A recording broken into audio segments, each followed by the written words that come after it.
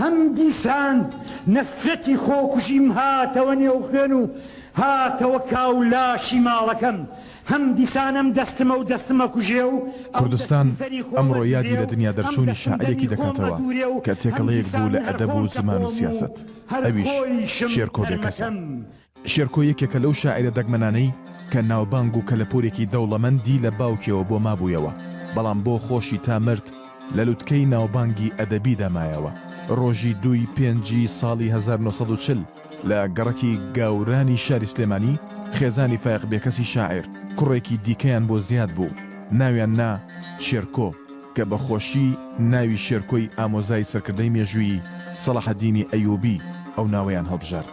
منداڵی شێرکۆ تێکەڵەیەکە لە چەندین ڕووداوی سیاسی و ڕۆشنبیری و کۆمەڵایەتی ئەو کاتەی کوردستان و سلێمانی کە بەهۆی ئەوەی فایق بێکەسی باوکی یەکێک بوو لە کەسایەتیە دیارەکانی ئەو ڕووداوانە ڕاستەوخۆ کاریگەری لەسەر ژیان و بیرکردنەوەکانی شێرکۆی منداڵ هەبووە.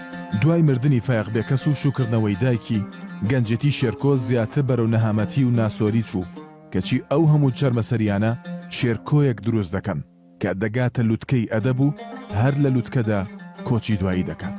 شێرکۆ ساڵی 1961 بووە فەرمانبەری میری بەڵام خۆی دەڵێ هەرگیز حەزی لەو پیشەیە و لەو پسپۆڕێتیەی نەبووە لە خوێندندا بەدەستی هێناوە کە ئەویش ڕشتەی کانزا و مەعادن بووە.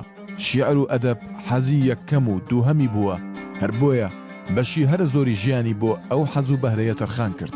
لە حەسەتی هەفتەکانەوە پەیوەندیم نەماوە بە هیچ ڕێخستنێکی سیاسیەوە و ئینتیمای سیاسیم بۆ هیچ حیزبێ نییە بەڵام هەمیشە لەگەڵ شۆڕشی کورد و نەسەری کووردا بوون. هەرچەندە شێرکۆ و شاعرێکی تایبەتمەند و خاوەن زمانێکی دەوڵەمەند ناسراوە بەڵام سیاست و هەڵوێستی نیشتمان پەروەری لە ئاستێکدایە کە هەمیشە وەکو سەرکردەیەکی سیاسی کاریگەری هەبووە لە ئاڵوگۆڕە سیاسیەکاندا. شێرکۆی فایق بێکەسی کوردپەروەر چ مەوقیفێکی وەرگرت بە تیرۆرکردنی شاعیرێکی هەژار و برسی و ئاوایی وەک ئەبوبەکر عەلی بەدەست چەکدارانی یەکێتی لە سلێمانی. خۆشی دەڵێ لە هەموو کۆڕە شعریەکاندا چەندە پرسیاری شعر و ئەدەبی لێکرابێ دوو ئەوەندە و زیاتریش پرسیاری سیاسی و هەڵوێستی سیاسیان لێکردووە. شێرکۆ بێکەس لە تەمەنی 15 ساڵانەوە لە ڕێڕەخراوە خوێندکاریە کۆمۆنیستەکانی ئەو کاتی سلێمانیەوە تێکەڵی سیاست بوو بەڵام دوای ئینقلابی عەبدولکەریم قاسم و دەستپێکردنی خەباتی ئاشکرای پارتی دیموکراتی کوردستان ئیتر شێرکۆ دەبێتە خەباتکارێکی بیری کوردایەتی و دوایین وێزگەی حەزبی و ڕێکخراوەیی کە تێیدا ئەندام بووە کۆمەڵەی ئازادی و ژیانەوەی کورد کاژیک بووە کە ساڵی 1958 لە سلێمانی دروست بوو.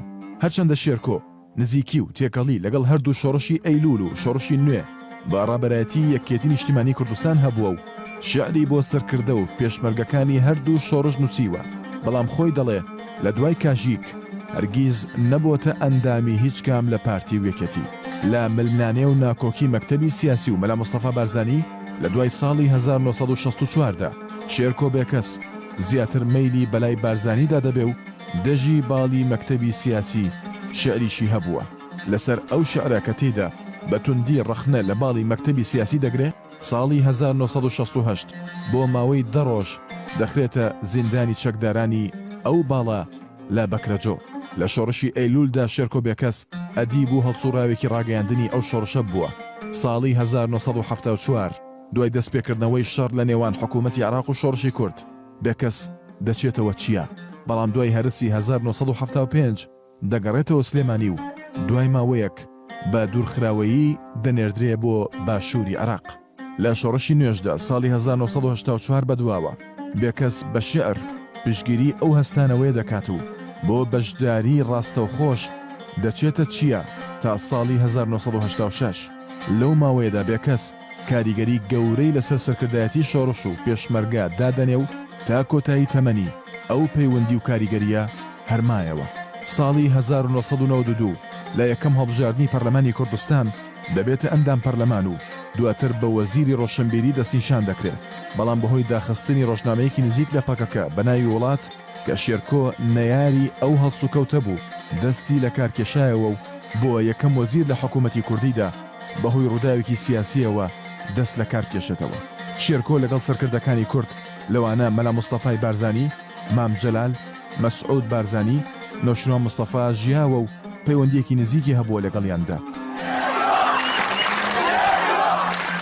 بۆیە بە درێژایی تەمەنی نەیتوانیوە خۆی بە دوور بگرێت لە ڕووداوە سیاسەکان، بۆیە چەندێک خاوەن کەسایەتیەکی ئەدەبی بوو بێ ئەوەندەش خاوەنی کەسایەتیەکی سیاسی بووە، بەڵام بە دیوە نیشتیمان پەروەرەکەیدا.